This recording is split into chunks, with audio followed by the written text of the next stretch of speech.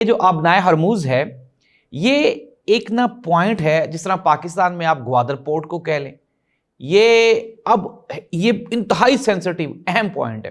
کیوں ہے اہم پوائنٹ؟ اہم پوائنٹ اس لیے ہے کہ دنیا کا جو تیل کی پیٹرولیم کی مصنوعات ہے اس کا 20% روزانہ کی بنیاد پہ یہاں سے گزرتا ہے۔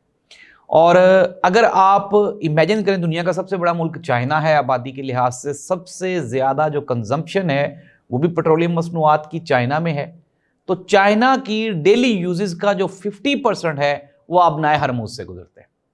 اب ایران کیا کرنے جا رہا ہے؟ ایران کی اسمبلی نے آبنائے ہرموز کو باقاعدہ طور پہ بند کرنے کی منظوری دی، لیکن ٹھہرے ابھی رکیں، ابھی بات ختم نہیں ہوئی۔ ایک بہت بڑا ایشو ہے، چائنا جو کہ ایران کا دوست ملک ہے، اور چائنا کی جو 50% کنزمپشن ہے، ڈیلی یوزز ہے پیٹرولیم کو، یہیں سے گزرتی ہے۔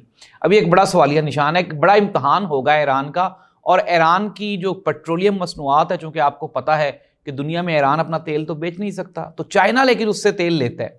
اب آبنائے ہرموز کو بند کرنا انتہائی ایک سینسٹیو ڈیسیجن ہے، اور یہ میں آپ کو ایک بڑی خبر دے رہا ہوں کہ یہ ایران کرے گا، لیکن سب سے اینڈ پہ۔